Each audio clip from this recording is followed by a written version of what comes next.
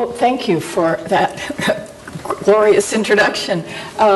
I want to first, before we begin our presentation, thank the Hauenstein Center for doing a spectacular job of organizing this conference. I had thought Tori had been doing these for years and was surprised to find out it's her first conference, because it's been a really wonderful thing to have it run smoothly and not have to worry about very much at all, and just show up and be here. And I also want to thank Herman Keizer for when we started the center 2 years ago, we could not have made the kind of progress at the Soul Repair Center we've been able to make, except for the fact that Herm was willing to come out of retirement for the third time, was it? I think he has trouble retiring, but he's not a retiring person, that's true. And consulting with us as a founding co-director of the Soul Repair Center, and his deep contacts to the military have pushed us forward on work that would have probably taken us many more years to achieve, because his social capital is extraordinary. So, I'm delighted to be presenting with him. And some of you that were here last night, how many of you were not here last night? Okay. So I won't refer too much to what Dr. Shea said, although it was taped, I highly recommend watching it. But we're going to be talking about moral injury. This is the thing the Soul Repair Center is dedicated to public education about. So I'm going to try to make a case for why we should stop using the term PTSD. It was a case that Dr. Shea made last night, but it stigmatizes what is a normal human response to tragedy and trauma, as if it were a disorder. And there are dimensions of post-traumatic stress that do create a disorder, an actual brain disorder. But I think for the estimated 500,000 to more troops from the last 2 wars who are supposed to have PTSD, I think they don't have PTSD, or they have a mild case of PTSD and a serious case of moral injury. So I think it's more helpful actually to talk about moral injury, because injury is just something that it occurs. It's not a stigmatizing thing like a disorder. So I'm going to just lay out a scenario for you and help you think through some of what moral injury might involve. So imagine that you're in the back Humvee rear guarding a convoy heading down Jackson Road or some road in Iraq, and it's a supply convoy. It's kind of a long convoy, and you're at the back. You can't see the front too well, and you're driving, and the rules of convoy driving are that you drive down the middle of the road absolutely as fast as you can take that road safely, and you do not stop for anything unless it looks like it's going to blow you up. So you might stop for a wrecked car sitting in the middle of the road, because often they have bombs planted in them, but you're not going to stop for children, you're not going to stop for women, you're not going to stop for people in the road. You just run right over them. Because if you stop, you're sitting duck for an attack. So you put your whole convoy in danger if you stop. So you're barreling down this road, and you're in the rear guard, and you look out, and in the distance you see this figure. And this figure is walking your direction, kind of over toward a village that your convoy is about to enter. The village is on the side of the road, and there's a sort of curve, and you can't see too well what's up ahead. So you have now spotted this figure, and you're just sort of out there by yourself, and you're wondering what's going on, and the convoy stops. And it's very fast. You don't know why, but you've just entered that village, so there's sort of buildings around. It's a little hard to see, and you're scanning now. The convoy stopped. You're on high alert. You're scanning, and this figure walks out from some buildings toward you. Now, there's a little bulge in the front of that burqa. You don't know what that bulge is. You don't know whether that bulge is because it's a woman in a burqa who's pregnant, and she may just be trying to go behind you to cross the road to get home to cook dinner for her family. Or it could be a man with a bomb strapped to his body. or a woman's the bomb strapped to her body. You just can't tell. So you have to make a decision, because maybe no one else has spotted her, or other people are trying to figure this out also. You have to make a decision, if you don't get an order, whether to shoot, because this is a person who's going to blow up your convoy, or wait because you think it's a pregnant woman, but if she gets too close and she has the bomb, you may lose part of your company. So this is the dilemma. When you're fighting an insurgency, when you're occupying a country and there's no army, everybody is suspect for being dangerous. So the question is, would you shoot or would you wait? And that's how long you'd have to decide. And you wouldn't know the truth of what is going on. You would not know the actual outcome of the decision you make until after you make it. And you may make a decision at that moment that will affect the rest of your life.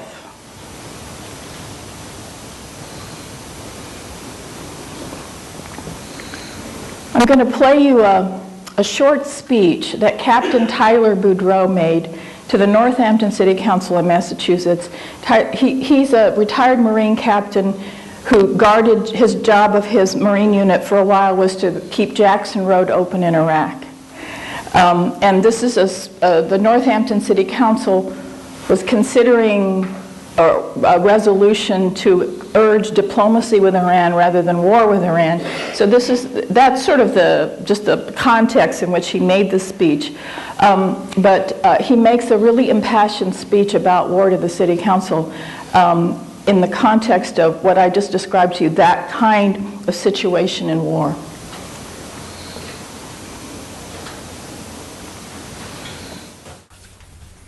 Good evening, Tyler Boudreau, 42 East Center Street, Leeds. And I'll return the time to Francis when the time comes later. I'd like to talk this evening about the resolution on Iran. I have 12 years in the Marine Corps Infantry. I was an infantry officer in Iraq. I participated in hundreds of combat operations. I understand warfare. Let me say first that if there comes a time that America deems it necessary to force a regime change in Iran, there will be troops on the ground. So as a veteran of our current war, let me share with you just a taste of what we can expect from a future war. My final assignment as a Marine officer was as the rear echelon commander for 2nd Marine Regiment, 2nd Marine Division at Camp Lejeune, North Carolina. The regiment was forward in Iraq, and for every casualty that they took, it was my job to call home to the families and let them know. I made a lot of calls. Sometimes I would only have to say my name, Captain Boudreau, United States Marine Corps, and that was enough. I would hear the voice on the other end of the line breaking down into tears. Because you see, they knew what my name meant. They knew that it meant something terrible had happened. And then I would have to confirm their suspicions and say, yes, something terrible has happened. Now I'll tell you, and I'm sure you can imagine, it was no easy task telling mom and dad that their boy was coming home without his face, or without his arms, or without his legs. The war itself paled in comparison to that. It was no easy task telling them that his body was burned badly, that his lungs were punctured, that his spleen was ruptured, that his colon was obliterated, that his femur was shattered. I cannot begin to describe for you their grief when I told them that. I held in my hand one night a casualty report about a Marine in Iraq, and he was going into surgery to have both his legs amputated. This report was 14 hours old. I didn't know his condition or his location. I didn't know if he'd made it through surgery or if he was alive or dead. All I knew was that he was alone in Iraq getting his legs cut off. And that is what I had to tell his mother. So you can expect that his mother did not receive me well. She screamed at me. She cried. She cursed me in the Marine Corps. Then she hung up on me. And then she called me back at midnight looking for updates. But there were no updates. So she called me back again at 1 and 2 and 3 in the morning. She was begging me for good news. But I didn't have any good news to give her because I wasn't in the good news business. And all the while, throughout this country, there was an epidemic spreading quietly, an epidemic of suicides among veterans. Thousands of them taking their own lives here in the safety of America for what can only be explained as an inability to reconcile the deeds that they've done in war with their sense of morality. What this suicide epidemic made me notice was that in all those casualty calls that I made, in all those wounds that I had to report to the families, hundreds of them, hundreds, never once did I pick up the phone and say to Mom and Dad, your son is coming home with a broken heart. Never once did I say that. In these times of war, it seems to me that our thoughts tend to linger on the battlefield, amongst those stories, glorious and tragic, of the service members in the fight. But in doing so, we can sometimes forget about the war's devastation right here at home, to our own families, and to our humanity as a people. I would like to see this community not forget and demand of our government that they exercise diplomacy rather than aggression. Thank you. Thank you very much.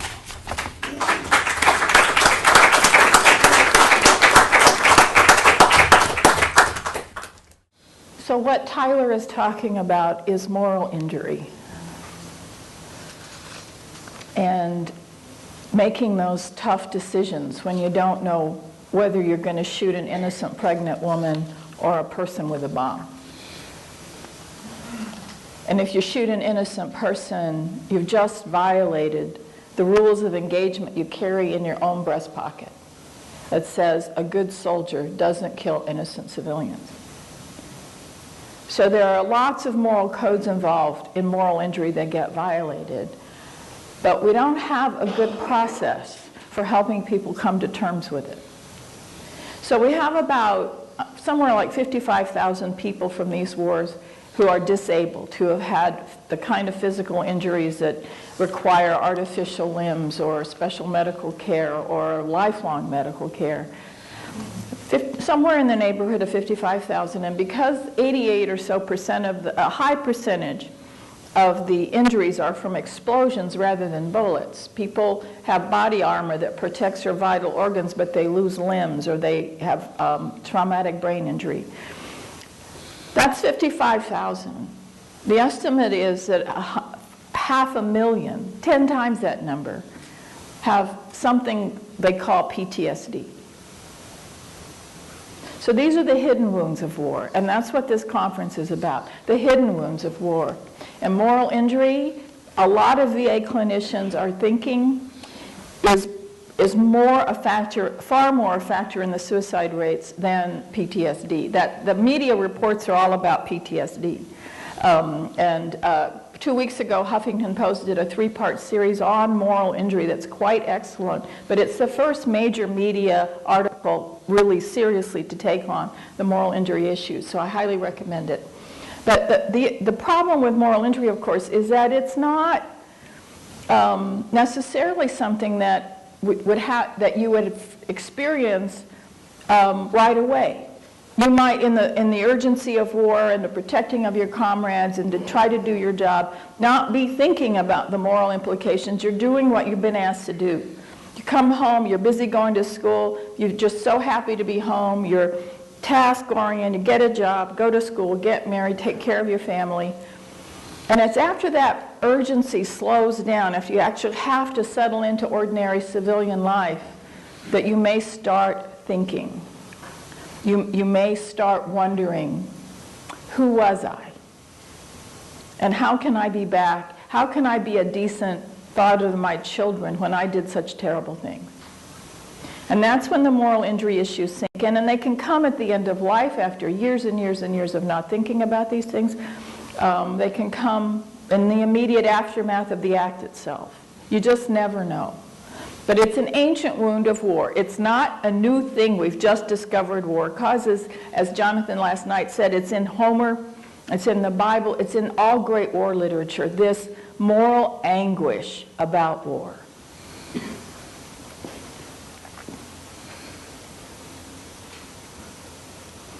So just so you get the sort of sense of the difference between PTSD and moral injury, this is actually the effect of PTSD on a brain.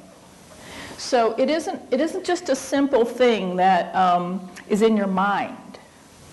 And this is something civilians also get from natural disasters, and people who work in lots of civilians also can. It's about 7% they think of the civilian population has it. But you can see in the lower part of the image of the brain, that's your limbic brain fear center that helps you sense and feel things, and the amygdala there is what goes on, it's like your smoke alarm system when you're in danger, that your fear center dumps cortisol and adrenaline in your system, and your system is screaming in high alert that there's danger. And that's this part of your brain. If that part of your brain is stressed enough, it starts to grow new tissue. It starts to actually get stronger to deal with the emergencies that you're in. The problem is that when you leave an emergency situation, if you have PTSD, that part of your brain doesn't know how to turn itself off. Because this part of your brain that does the turning off, the frontal cortex area, your thinking brain that controls your feelings and behavior, has lost tissue. It actually gets less dense. So it's just not as strong as it was. And this part gets stronger. And so you just have these high, panic attacks, hyperarousal, all the kinds of symptoms that come with PTSD. And those can be treated, and there are many, many good treatments. They've been doing a lot more research on PTSD. But the moral injury piece is the deeper problem. So this was in the Huffington Post article a couple of weeks ago. You can see there's flashbacks, lots of fear, like you can't go in crowds, you have to sit with your back to the wall and see all the exits, all of those fear reactions, a hyper arousal. Often you don't have a very coherent memory because you flash back instead of really remembering, and you have a high startle reflex. That's PTSD. This set of symptoms can occur with PTSD, but they're also part of the cluster around moral injury. So anger is a big one. Of course, fear, aggression, and anger are all sort of cohere. So if somebody has a high fear factor in their PTSD, they're also probably likely to have a fair amount of anger. So if you're working with veterans, you just have to get used to people who are sometimes angry, and you don't need to take it personally. It's just part of what comes home from war. And then you can be depressed, be anxious, not be able to sleep, have nightmares, and drink a lot. And those things can be part of PTSD, or they can be because you're feeling ashamed of who you are, and you don't feel like you can live anymore, you're in a state of despair. They can come from feeling like you didn't do the right thing, and you're feeling guilty about that. You may have lost your company or your best friend in battle and feel intense sorrow and grief that doesn't have anywhere to go. You may regret things you've done. And mostly you don't want to talk about it because it's too anguishing, and you're pretty sure people are going to judge you or not understand. So you wind up being alienated and isolated with the people who want to help but don't know how to help, and you don't know how to tell them how to help. So those are all parts of the things that happen with moral injury. And I'm going to skip this image and take. So Herm's going to talk a little bit about this transition from being 18 and being a civilian and winding up in the military, and what happens to you? Thanks, Rita. One of the most powerful transitions that I've ever went through in my life is going through basic training. It's a rite of passage like no other that I've ever experienced. And when I was drafted in 1962, I went through basic training as an ordinary soldier. And I remember going in, and in those days I had hair, and I used to comb it back and tuck it in so that it looked like the south end of a duck flying north. And some of you shake your head like you remember that. And I sat down in the barber shop, and he said, "How would you like it?" I said, "Just take a little off the side." And he gave me my first experience of my part now. And right down the middle, and just shaved it all off. Then I was taken over and given a uniform, and I looked just like everybody else. Then I lost my first name, because on my uniform was Keizer. So I was no longer Herman, but I was now Keizer. And then the first week, we learned what our real left foot was, so we could start off marching. And then every week, we went through a different kind of exercise and a different kind of activity. And at the end of that, we were rewarded with some kind of way of knowing that we had overcome and we had really mastered part of the craft of being a soldier. We went to bivouac, and this was the 8th week. And we had a terrible time in bivouac. We were at Fort Knox, Kentucky, and they have 2 hills at Fort Knox. One is called Agony, and the other one is called Misery. And when you're walking up them, you know that they are well named. And we're muddy, and we were just dirty and smelly from being out a whole week. And as we walked in, we were going past the reception center, and there was a busload of recruits coming in to get their hair cut. And we were walking at Road March, and the guy said, "Herm, call cadence." So I started calling cadence, and we started marching. And as we walked by that barber shop, I said, "Eyes right." And everybody went like that. And we looked at those guys, and they were recruits, and we were soldiers. And that happened in 8 weeks. And one of the things that basic training is, it's a training into a new moral kind of system. And I think it's important to understand that that's a different kind of moral system, but it is a moral system. It has all kinds of intense, prolonged kind of training, but it also represents some very high values in our system. And so military training prepares people for combat. And part of what military training does is it makes people fire reflexively. And when I first was in basic training, we had standard targets that were standard distance away, and you would just shoot at try and hit the little circle. When I came back in and was chaplain for a basic training unit, all that had changed, and now there were pop-up targets that were silhouettes of human beings that would pop up at all different lengths down the range, and you had to shoot them, and you were shooting at silhouetted human beings. And as I was in the military, it became much more sophisticated, the kind of training that people got. Many of you have seen the training on TV where a man is walking, or a soldier's walking down the street, and all of a sudden, there on top of the roof is someone with a weapon. All of a sudden, a dog runs across his path. All of a sudden, he sees a window open and a child there, and a person he or she has to make the kind of decision very, very quickly as to whether to pull the trigger or not pull the trigger. And so that's a kind of reflexive kind of thing. You don't think about it, you just do it. And I talked a lot with the general officers who were in training and doctrine command, and I said, is that really the kind of training you want people to do? Do you want them to be so reflexive that they don't even reflect on what they're doing? And General Max Thurman told me, he says, "Chaplain Keizer, our job is to train the soldiers so that they're most survivable on the battlefield. That's what my moral challenge is." And so reflexive training is the kind of thing that makes soldiers shoot very, very accurately. After World War II, about 20% of soldiers shot to kill. And now during these wars, about 90 to 95% shoot to kill. Then you have a tremendous change in weaponry where you have crew-served weapons that are automatic and fire really quickly. In addition to that kind of training, one of the things that happened in accepting the military lifestyle is you dehumanize the enemy. The enemy becomes something less than human, and he has to become less than human because he becomes an object that you can take and you can kill. There are also problems of picking up human remains. I never thought that that would be a real problem because before I went to the military, I worked for an undertaker, and I was used to picking up remains, but not the kind of remains that I saw in combat, not the kind of wounds that you die from in your bed. And so picking up those human remains, it really becomes something that really makes you look at yourself and your own humanity and wonder just exactly what in the world is this all worth.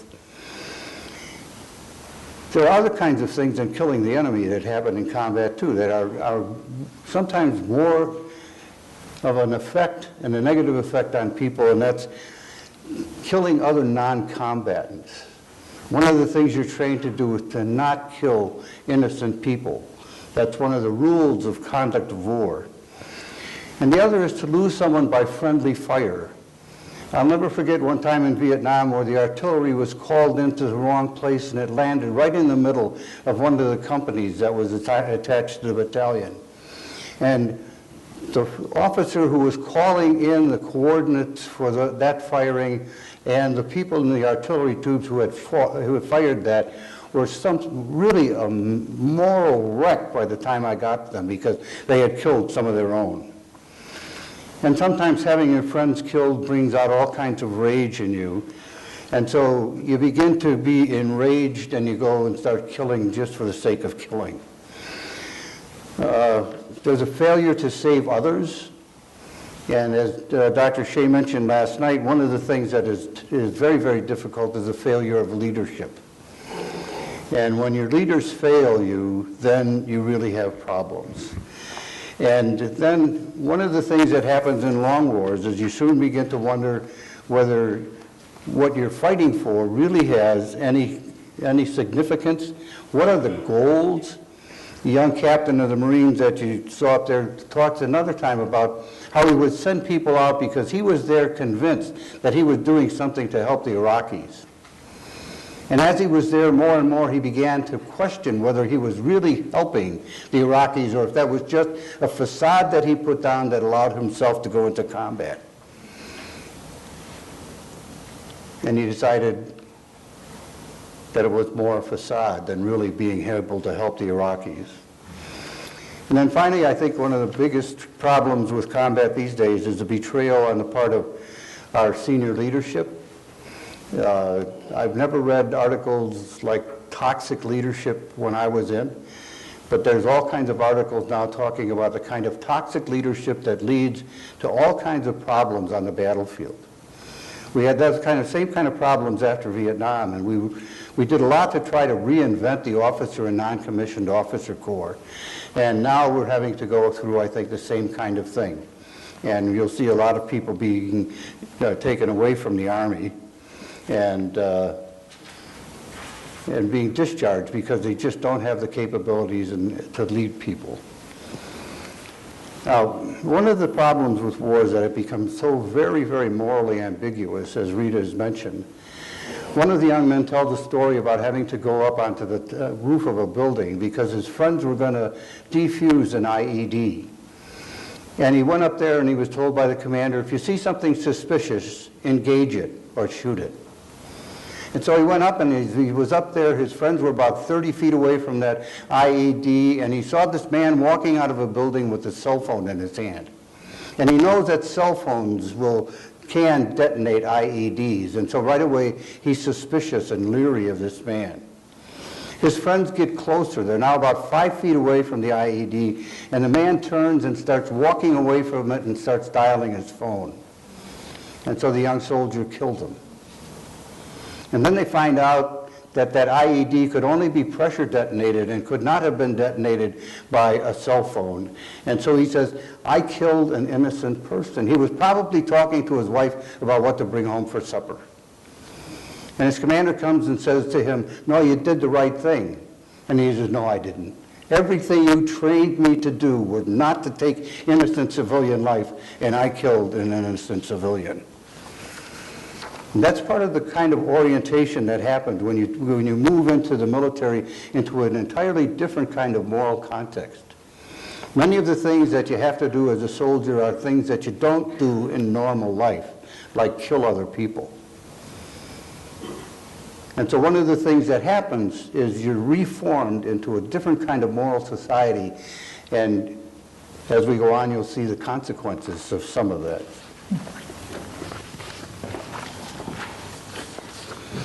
So if you're a man, you go from being an ordinary civilian into a military culture, which some people call a hyper-masculine culture. The virtues that soldiers are taught are what are called masculine virtues: strength, courage, endurance, those sorts of things.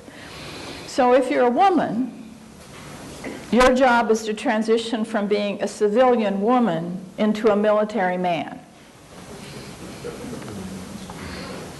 Right? Because there are no women's divisions anymore, and it hasn't been since the mid-70s that we've had WACs and WAVES and people like that. What we have now are women who are integrated into men's units, and it's starting in '93, I think it was, women started being integrated into combat units. Not just into the medical units or the motor pool or whatever, but into the combat units. Technically, women weren't supposed to be in combat, but I've talked to plenty of female veterans who were machine gunners, and I mean, they fought in combat. It's just that they've now, about a year ago, been officially allowed into combat, which means they can collect combat pay. But when you're a woman, there are other issues you face in trying to adapt to military culture, like proving yourself so that you're one of the guys, as it were, so that you're a part of the team, because it's really important to be part of the team and to do your job well and to be respected for the work you do. At the same time that you're a minority, sometimes you're the only woman in your whole unit. This happened to Jessica Dell, who was in the 1st Marine Mortuary Unit in Iraq, and she was the only woman in the unit. And she talks in her memoir about what it's like to be a female Marine. And she, at the end of the book, says, if I had a son, she said, I love the Marine Corps, I love being a Marine. If I had a son that wanted to be a Marine, I'd sign the papers in a minute. If I had a daughter that wanted to be a Marine, I'd do everything to stop her. It was so hard. Because you not only are trying to be one of the team, but maybe a member of your team raped you. Or sexually harassed you, called you, there's a lot of, called you girl, harassed you, and didn't take you seriously because you're a woman. Those are all things that happen to women in the military. Now, sexual assault is not a women's issue. 53% of the victims are men. But it's disproportionately occurring to women, because there's a smaller number and there's a higher percentage of women. So those are all kind of things that, as a woman in the military, and women in the military are absolutely crucial and important, but being in the military, there are a whole other series of hurdles that you have to go through to be in the military. And the fact is that women, when they come back, I've talked to a number of organizations that try to work with women veterans. They don't call themselves veterans. If they fill out a questionnaire and you have, are you a veteran, they'll say no. Then later down it says, have you been in military service? They'll say yes. Because in their mind, veteran is a male. And a lot of them won't go to the VA because to go to VA services in most VA hospitals requires you to walk through a gauntlet of men. And they don't want to do that. And there's no child care. So I've talked to, I was just let me think where I was last. I was in 5 cities in the last 10 days.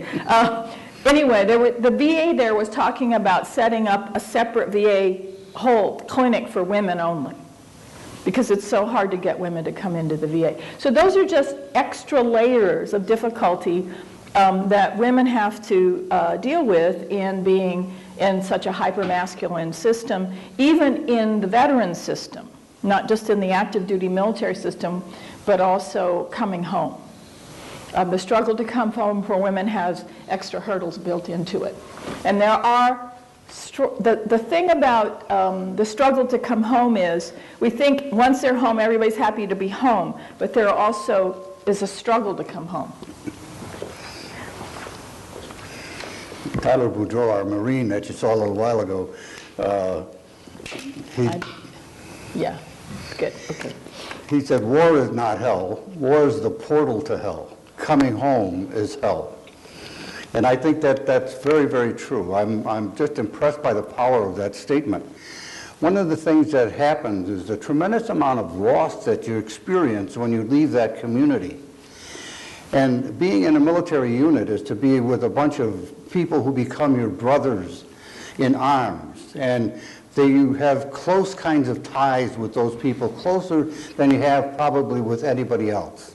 I used to write parents when I would write sympathy letters that your son probably told some of his buddies things that he would never have told you or his father or any of his family. And so what you have is a kind of multiple layer of grief when people come home. One is you lose some of your closest friends. And what happens when you lose some of your closest friends is you become isolated, and you isolate yourself. There's a loss of innocence and a loss of sense of goodness, because all of a sudden you come in and you are in a society that has not experienced the same kinds of things that you've experienced, and you feel that sense like, you know, something's happened to me. I'm no longer the innocent kind of person that I was when I left home. There's a sense of loss of discipline in a unit. I hated PT. But when I was in the Pentagon, they would say, you got to go to PT because you got to take the physical exam twice a year. So get down to the POAC and get exercise. When I came back, nobody in the Christian Reformed headquarters told me to go exercise. They kept looking to see if I was working hard enough. But then there's a loss of a weapon. And I don't think we think about that very much, but from the very beginning, when you're in combat training, you're given a weapon. At first, it's just a rubber stick, and you have to sit up. But if you fall asleep in the bleachers and that thing hits the ground, guess what? You sleep with it that night. And then you learn how to take apart the weapon and put it back together, not only in daylight, but in darkness. And you learn how to do that in the fastest possible time, like 25 seconds or so, to take that thing apart and put it back together. And pretty soon that weapon becomes an appendage for you. It becomes part of your body. And now all of a sudden you go into the civilian world and you don't have that protection. You don't have that one thing that you rely on most to keep yourself alive. Then you lose a sense of what your role is in the world. In the military, you know what your role is. You know what the expectations are. When you go into civilian life, you're not always sure. When I started working at 2850 Kalamazoo, I said, well, what's my job as the director of chaplaincy ministries? They said, well, create it. Yeah, right. You know, I said, but who am I then? And what am I doing? Because if you don't know what I'm supposed to be doing and what my role is, how should somebody else? There's a loss of faith in other people, a loss of capacity for intimacy, and that leads to a lot of conflict in marriage when people come back, and a lot of problems with divorce and infidelity. There's a loss of faith in really being in a meaningful community.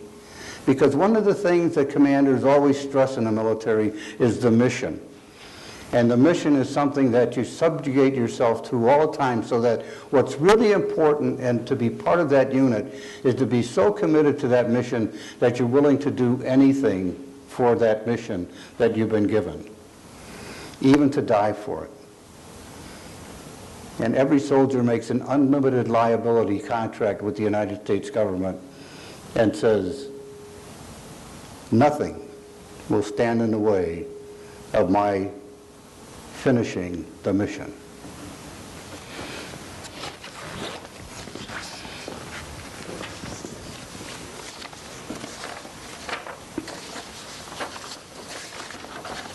We have a handout that has lists of all these things we've been talking about. So if you've been trying to take notes, don't worry. There's also a handout there from a VA clinician in San Diego about what she hears in counseling that vets won't tell their families.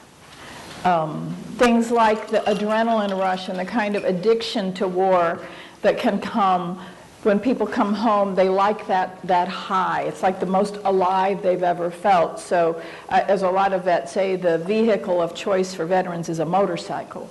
You get this rush. And so there are all kinds of things like that that also are part of what you have to give up coming home from war.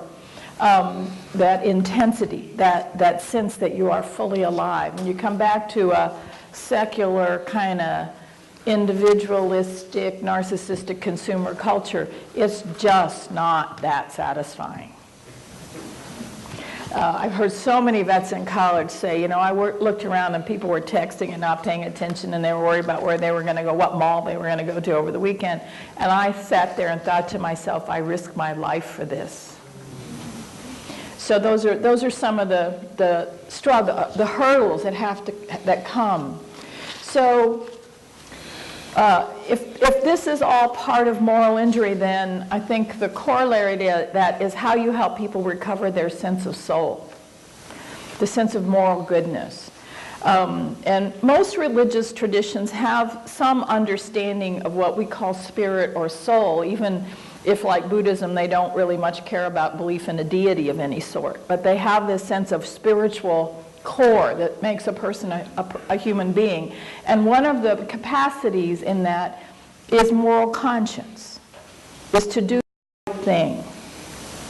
That this is one of the signs of having an intact soul, is that you can do moral reasoning. You may make the wrong choice sometimes, but you know when you've done it that you've made the wrong choice, and you can try to restore what you did. You can make amends because you understand that you have fallen short of what you need to do. So if you come back and you feel like you can't make a good decision, you've made so many bad decisions, you've done so many things that you're ashamed of, or so many things that you regret, that you've lost your bearings, then in some sense your soul has broken, been damaged in some way, or as Tyler says, your heart's broken. And another part of the sense of spirit or soul in most religious traditions has to do with a capacity for empathy, which some evolutionary biologists think now is actually hardwired into our biology. Partly because we're so vulnerable when we're little, we have to bond with our caregiver, and our caregiver actually has to care. That these are capacities for understanding. We have this sort of sympathetic system in our brain where we can tell what other people are feeling without them even telling us. This is what makes a good caregiver of a child a good caregiver. They can kind of tell when the child's upset. And we can do that as adults. That's a capacity for empathy. It's also the capacity for human connection, intimacy, and community. And that's something that actually, there's a way in which war limits that. You have it for your unit, but you hate your enemy.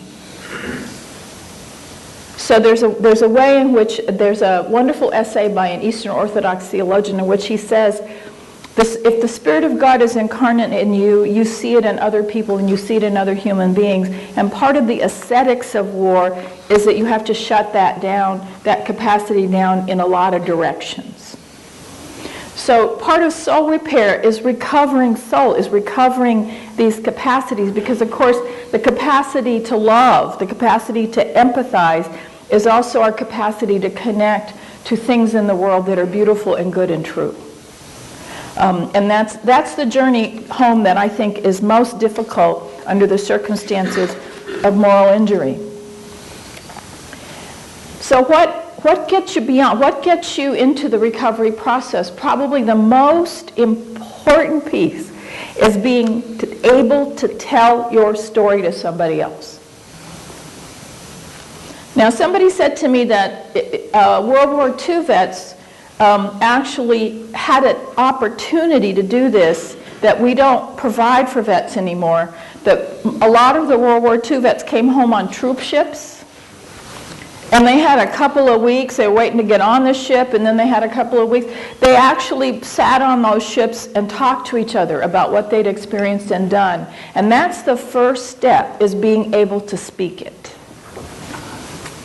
Now people they're in theater, they get sent to Kuwait or a way station where they're briefed, and there's a sort of day or two where they're told, you know, don't drink and drive, don't beat your wife, don't wear a uniform, things like that, and they get screened for PTSD, and then they get sent home. So you can be in theater, and 48 hours later, you can be washing your car in the driveway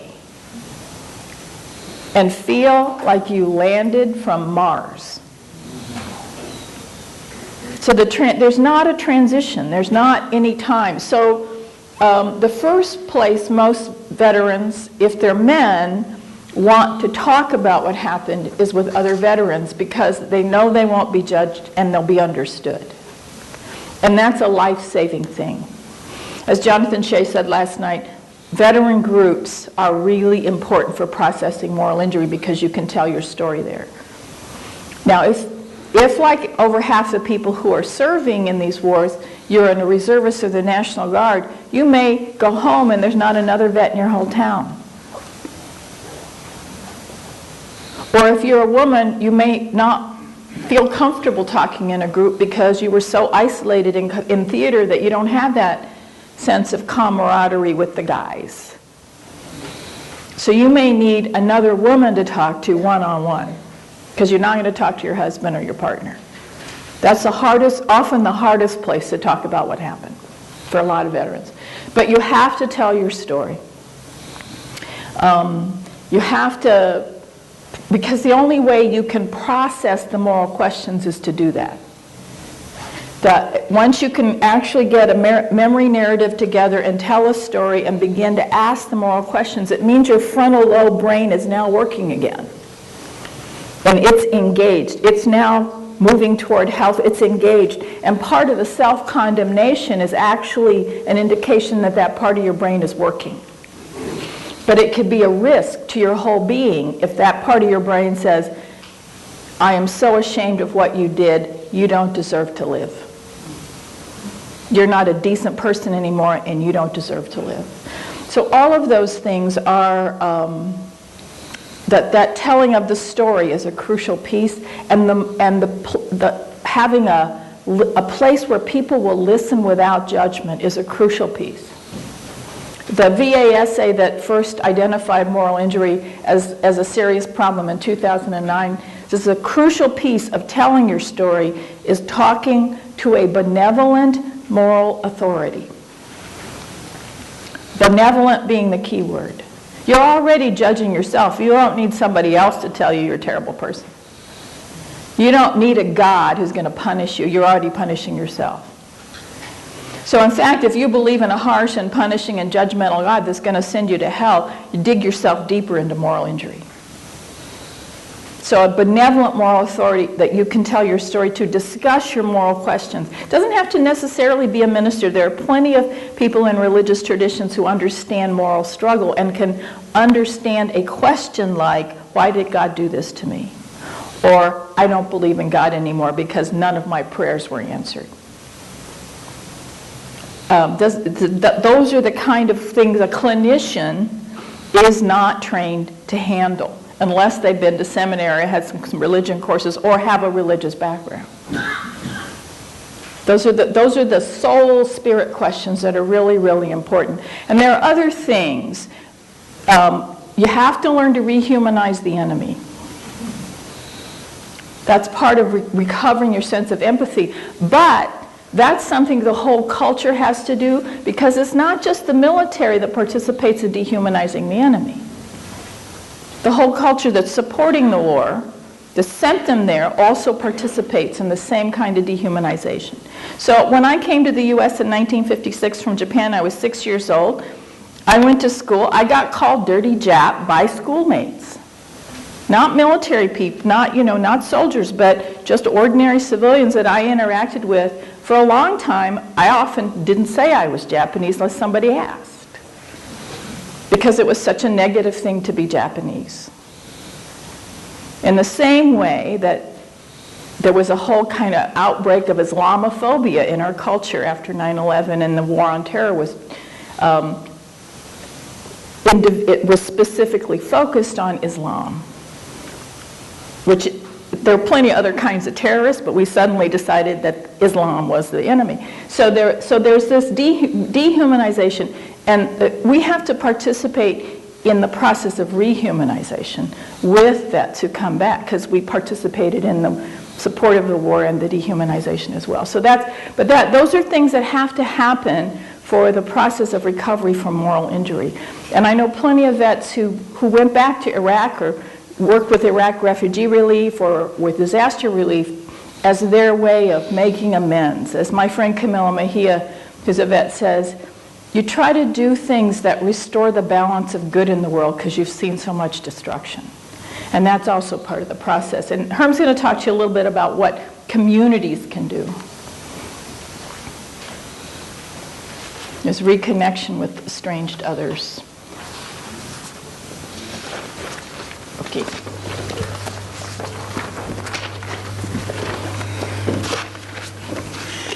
Some of the things that I think our communities can do is they can really engage in deep listening and be open to the truth about what person is trying to tell us. I think that accurate empathy and non-judgmental warmth and positive regard are something that all of the soldiers are looking for. They don't need judgment. What they need is somebody who is willing to listen very, very deeply to the kinds of things that happen to them in combat. And combat is not a humanizing experience, it really is a dehumanizing experience. And so what people really need is someone who can listen very, very deeply to the deepest cries of their soul about what in the world did they do.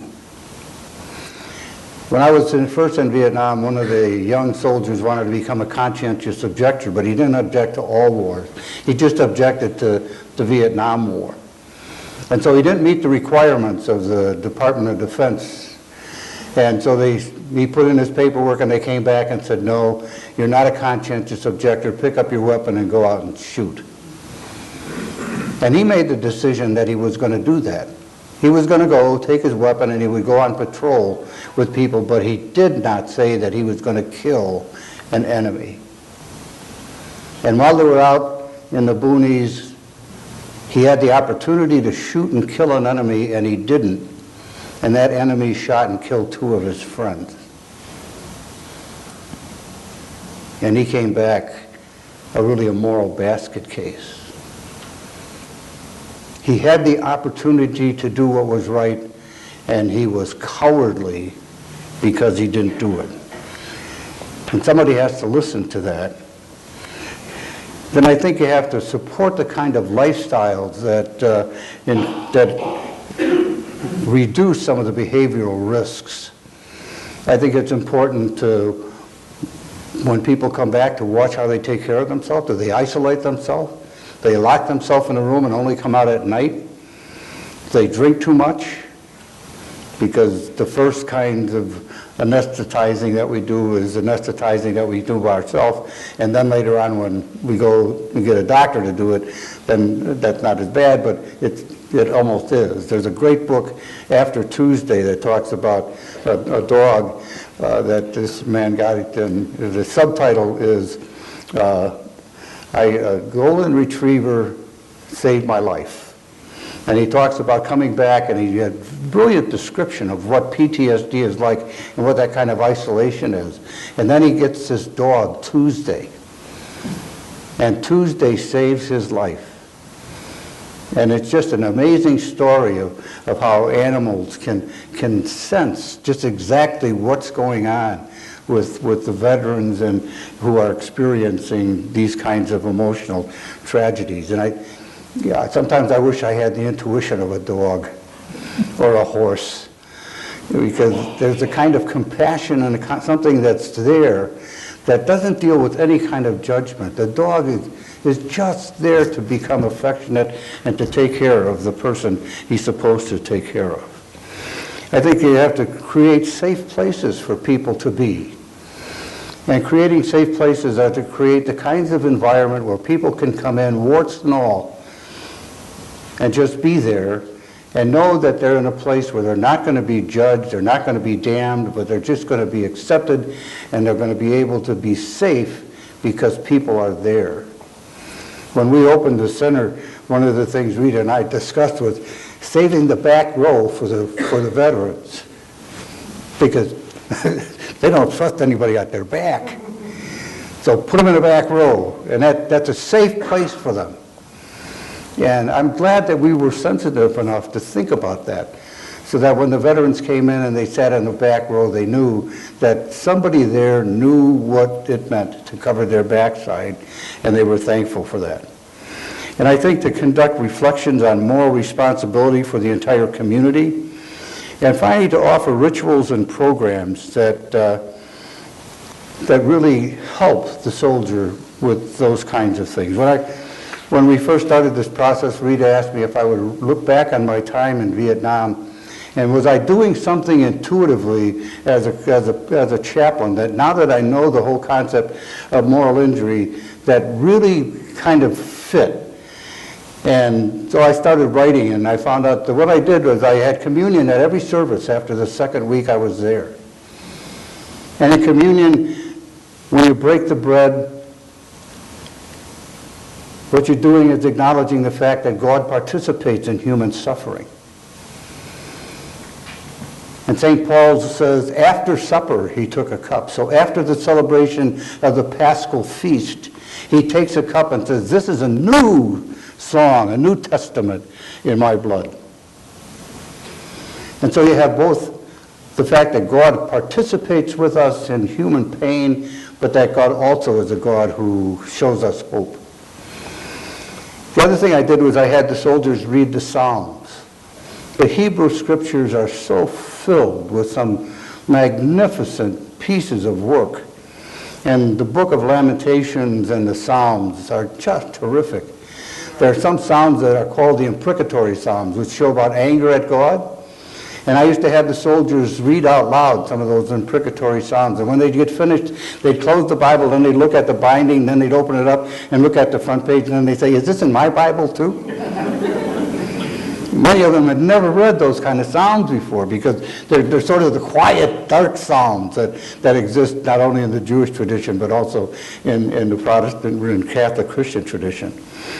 And then the Psalms of Lament. And every one of the Psalms of Lament is built the same way. First you come and you have a gripe against the deity.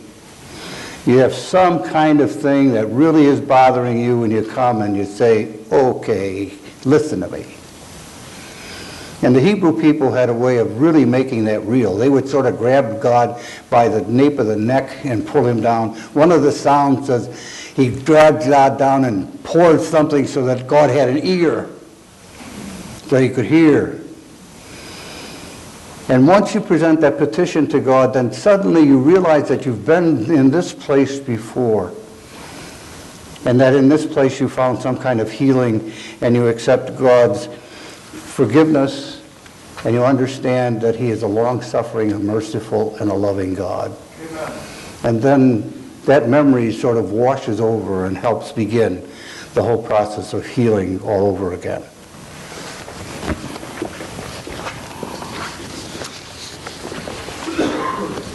So as Herm said, it takes the military a minimum of about 8 weeks of completely ritualized training to take an ordinary person and turn them into a combat soldier. And believe me, it's completely ritualized. Everybody does it together. You know, you are told when you eat and where you eat. You march together, you're one unit. This is what ritual is. This is repeat, repeat, repeat until you get it, right? If anybody's tried to learn a sport, you know this is the same thing with learning a sport. When I took a ski lesson for a week one time for 8 hours a day, All day we followed the instructor down the mountain. He made us do our body in a certain way, and we tried and tried and tried. And after, it was a miracle. After a week of this, 8 hours, I jumped 2 levels as a skier. Not because I thought it through, but because it was all ritualized in my body. By the end of that week, I did not have to think about what my body was doing. It just knew how to do it. So ritual is actually how we actually learn and embed things deep in our bodies and our beings. Thinking about it is shallow. It has to be deep in your brain and body for it to stick. And that's the function of ritual. The military knows this better than anybody. It has some of the best rituals you can imagine. Not just basic training, but rituals of lamentation and memorial, and all that. The military does this very, very well. Better, I think, most of the time than churches. So what's an effective ritual? An interesting one is in this man's book. His name is Chester Nez. He wrote a book called Code Talker. Everybody know who the code talkers in World War II were? They were the Navajo that invented the code in the Pacific War, that is the only code the Japanese never broke, and until they invented that code, the Allies were losing the war in the Pacific. So lots of people believe the Navajo code talkers were the key to the winning of the Pacific War. And Chester Nez was one of the original 30 that invented the code. The irony, of course, is that the policy of the U.S. had been to try to de-Indianize all the Native Americans by punishing people for speaking their language in the boarding schools. So he describes in his book how they were punished for speaking Navajo, but he was from a very traditional Navajo family, sheep herders in the checkerboard area of New Mexico, and so he spoke it fluently, and the guys he worked with did, and they invented a code, and eventually there were 400 of them. But he was in the original 30, so he was in Pacific Theater a very, very long time fighting because there were so few of them, they didn't get any breaks. So when he came home, he spent 3 months in the San Francisco VA hospital, probably for exhaustion and other stresses and things like that, and then he went home. He took up his life as a sheep herder again, and he tried to do it for 6 months, and he finally told his parents that he was going to kill himself. He said, I can't stand it. The Japanese ghosts haunt me day and night.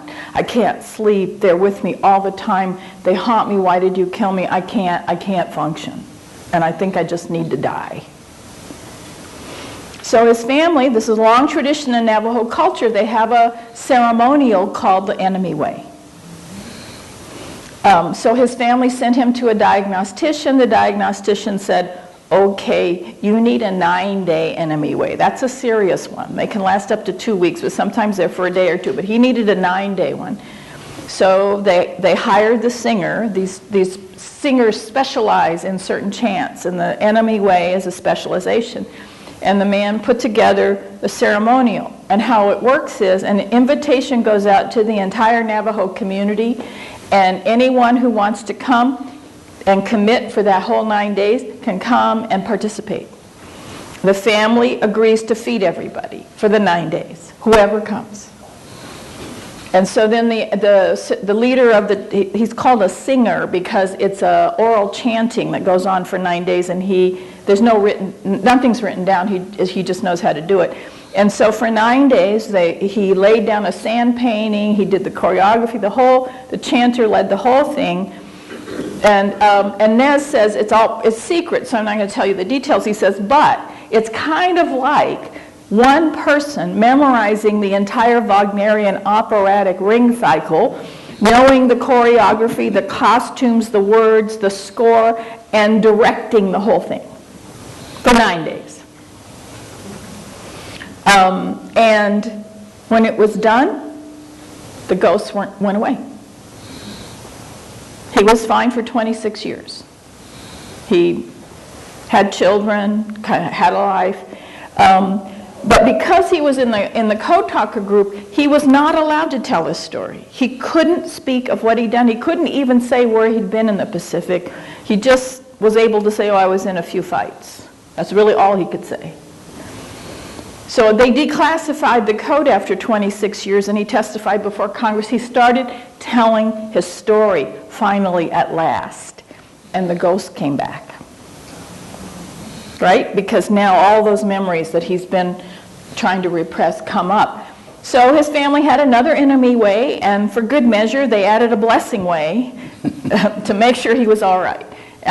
So that 9-day ritual is more like, it's not the same thing as, but it's more like the ancient Christian penance tradition.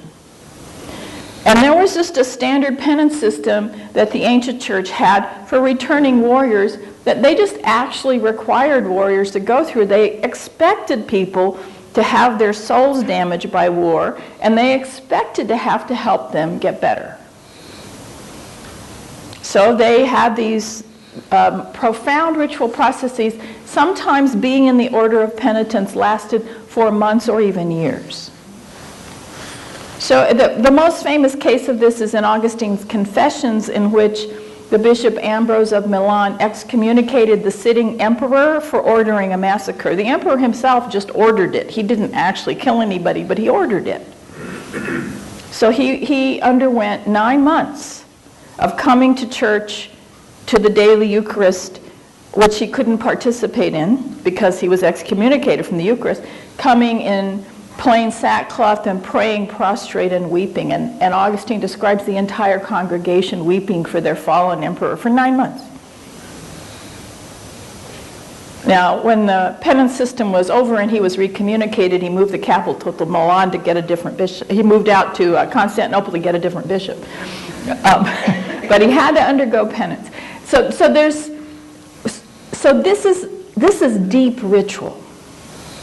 The ancient Christian church and a lot of traditional cultures understand that you can't, we're post-Enlightenment. The Protestant church is pretty much a post-Enlightenment church. We think thinking makes you who you are, which is the most shallow level at which the executive brain that thinks is important. It's not that it's not crucial for monitoring behavior and making us moral, but really where we're changed in a deep way is deep in our limbic brain system. The military knows this. So if we're going to have effective rituals, we have to repeat them a lot. They have to be beautiful, because beauty touches the soul. We have almost no sense of aesthetics, at least in my Protestant church, except for the music sometimes. I think we have to really, if we're going to provide effective ritual that's actually healing of people, that's actually supportive of a process of recovery, I think we have to think about what the poetry, not the prose, but the poetry is like, what the rich visual space that's beautiful is like. All the things that in the Navajo enemy way context, they don't even think about. They just know it has to be there. The sand painting, the dancing, the singing, all of that. So it takes that kind of intense ritual to make a person be changed. And most of us probably don't think too much. If you grew up in a religious tradition, you just kind of went through it over years and years and years of repetition. It's sort of it. But if you don't have that, it doesn't have a lot of meaning. If you tell somebody, it's like I came from Japan. I was in a Buddhist family when I was 6, and I came from Japan, and I got dumped into military Protestant churches. And they would, talk about Jesus and the Bible and stuff. And so being a good student, I read the Bible, and the Jesus I heard about in Sunday school did not match the Jesus I was reading about. The Jesus I read about in the Bible sounded like a rude white guy to me. He yelled at people, he called them, it was like he argued with, it's not Japanese to do that. So I just didn't understand Christianity for years because I didn't have a ritual system and I didn't grow up in it. And Jesus really didn't make a whole lot of sense to me. Even though I read the Bible and I'd heard these stories, I didn't have that emotional center in my brain that was trained to feel who he was. It just wasn't part of it. So it took me all the way to college to figure Jesus out, and then I liked him. But this issue is really important, and I'm just going to end, and because I know we're running late, I'm going to end with just some issues around thinking theologically or thinking as a Christian or as a person of faith about what might be helpful in trying to understand this concept of moral injury. And one of them is that a person who's in a state of moral injury is living in this intermediary liminal space of holding death while trying to stay alive. So there's a whole lot of death being carried in the person. And they're trying to process what that means in relation to carrying that for the rest of their lives. Because it's not that recovery is not that you ever forget what happened. But you have to figure out how to carry it and how to make it part of yourself and part of your life. But you have to find a way to step forward and move in a way that it becomes part of your life and not the thing that dominates your life. And that's partly time, it's partly ritual, it's partly friends who can accompany you on this process of learning to carry it as not a debilitating load. So my friend Camilo Mejia says, he had a therapist who tried to make him feel better about killing someone in Iraq, and he said, you know, you obeyed orders, and the guy had a grenade, and maybe he was too far away that time, but he might have killed somebody later, and you were ordered to shoot. You did the right thing. You shouldn't be so hard on yourself. And Camilo's response was, well, yeah, intellectually I agree with you, but I don't feel any better. He said, and I don't. And he thought about that. He thought, why did he feel so bad? And he thought a long time about it, and he decided he didn't need to feel better. That if he started feeling okay about killing someone, he would no longer be a moral person. So what he's come to is, I've accepted that as something true about me, that I did that, and I feel terrible about it. I've learned to accept it and move on and try to be a better person, to do good in the world, to restore the balance of good in the world with my life, because I never want to feel good about killing somebody. So that's one approach, but that means he's still holding himself in this space of carrying death, moving forward in life. And that's, in the Christian tradition, we tend to move very quickly to resurrection, as if the resurrection erased everything that happened before. And it doesn't. Even in the resurrection appearances, if you read them carefully, the sorrow is still there. And I think it's really important to honor that. Not to say a war is ever over in the sense that we don't have to deal with the aftermath. As a culture, as a people, as well as individuals. Because these masks that you've been seeing were done by a group of Canadian veterans in a PTSD group. They were creating masks for how they were feeling. And this captures that, like, this is the war, this is what I'm carrying, but I'm trying to get here. And holding both. So I'm just going to read a little passage to conclude from the end of Soul Repair. And then I don't know how much time, Herman and I will be here all day if you have questions. We seek a society that can understand that war and its aftermaths belong to all of us and are our responsibility. We believe that understanding moral injury can move our society into a different future. We seek a future that sustains our society's soul, the empathy and moral conscience that sustain our humanity. We seek a society that faces danger by holding sacred the difficult assembling of meaning, the respect for truth, the alliance of heart and mind, and the construction of life-sustaining relationships so injured by war. Thank you.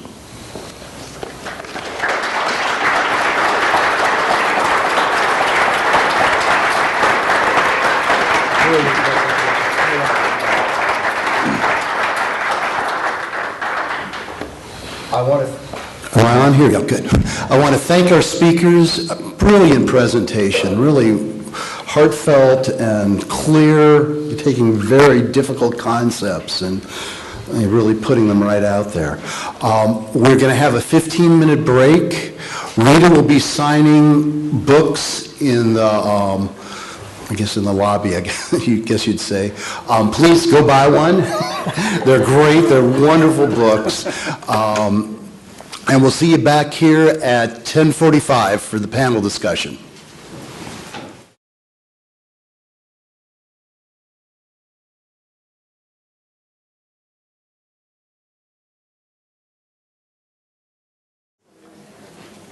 Good morning, everyone.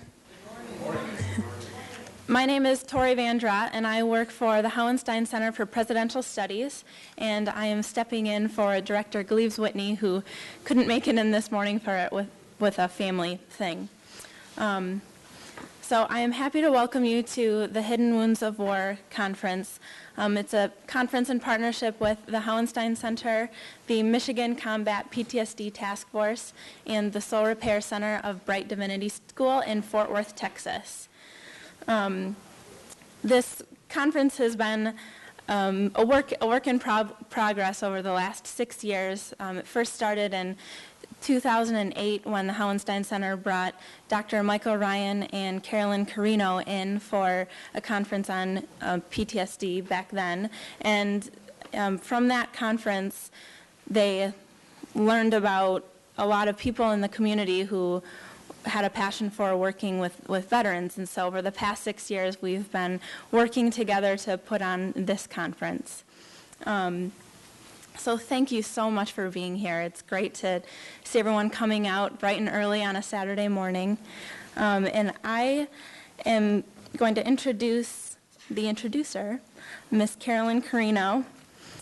She received her bachelor's in psychology and sociology from GVSU and earned a master's in clinical social work and specialist in alcohol and drug abuse from Western Michigan University.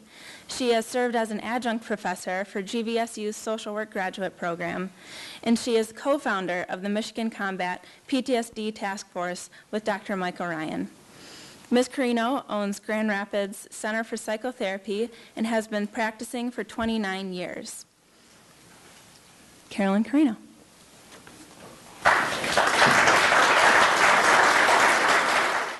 Good morning. I want to take an opportunity to thank some people before I introduce. It won't be long. First of all and foremost, I want to thank the Hauenstein Center and the woman that just introduced me, Tori Van Draat. Michael and I have said many times she has served as our frontal lobes.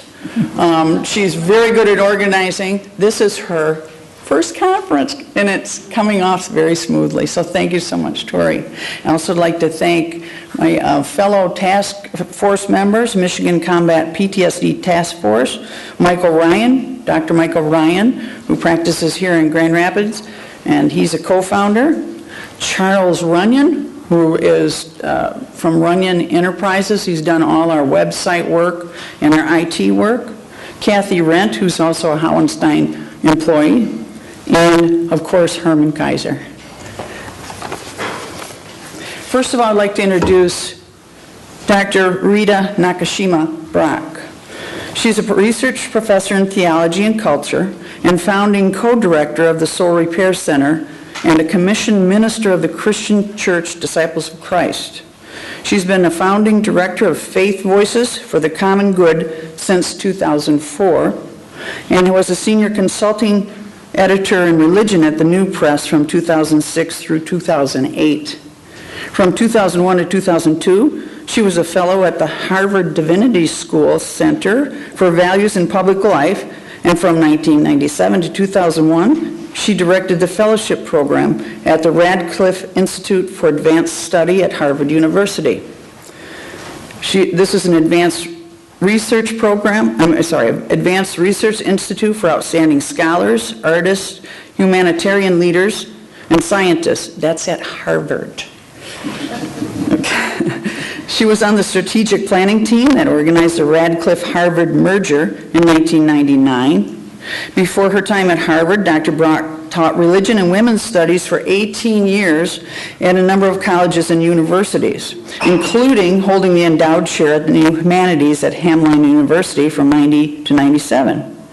She's a native, and I'm sorry, Dr. Brock, if I mispronounce this, I hope I do it right, Fukuoka, thank you, Japan. Dr. Brock is the daughter of a veteran, I can relate to her there, of the Korean War, and also the stepdaughter of a U.S. Army veteran of World War II and the Vietnam War. And so she was raised in a military family. She's the first Asian American woman ever to earn a doctorate in theology at Claremont Graduate University, and she got that in 1988, and the first ever to serve on the board of directors of the American Academy of Religion. In December 2008, she and Dr. Gabriella Latini began work on the Truth Commission on Conscience in War, which in November 2010 recommended extensive public education on moral injury. She's an award-winning author, and she and Dr. Latini co-authored Soul Repair. I recommend that you get that book. It's called Soul Repair, Recovery from Moral Injury After War. Next, my introduction of Chaplain Keizer is going to be less formal because, just because. And I have the honor to introduce to you one of our keynote speakers here too. He's a member of the Michigan Combat PTSD Task Force. I first met Herm about 5 years ago, I think. I noticed at our first meeting he had a talent of squeezing himself in. And he also squeezed his point in. But also, he put two words which I experienced with many World War II Pacific Theater Marines that they were struggling with, and it was called moral injury. This caught my attention and intrigued me. And coming from a Marine Corps family, the word chaplain is like, you got to be a little cautious. But he seemed to zero right in on that and sense my distance. And then he told me one time about falling from a Huey, which is a helicopter for those that don't know that.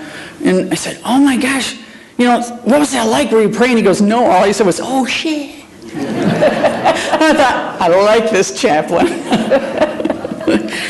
And Herman Keizer's also very humble, though. It took a while, but he told me more about himself. And I found out that he was ordered some medals that are usually for people only in the bush, and chaplains are rarely in the bush.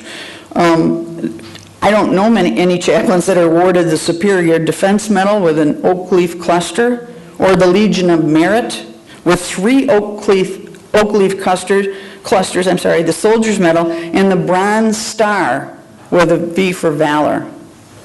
Of course, we expect, and he did get the Good Conduct Medal, we expect that. I'm going to have to walk real fast later. Herm is fiercely loyal, though, to his brothers and sisters in arms. He works tirelessly to surround himself with people who can help. We're talking about how to do this conference. You go, oh yeah, sure, I can call up General Shinseki, who's the U.S. Secretary of Veterans Affairs. Oh yeah, I'll call Dr. Shea and have him come in. Oh sure, I'll have General Xenakis come in and speak. And he did it. And I'm thinking, oh geez, I thought I was a big deal because I got to have a tour of the Pentagon. And Herm is also very, very sensitive in a good way. I have been having some personal struggles I've been struggling with over the past 3 years, and I've taken comfort in his kind words and his prayers. Herm,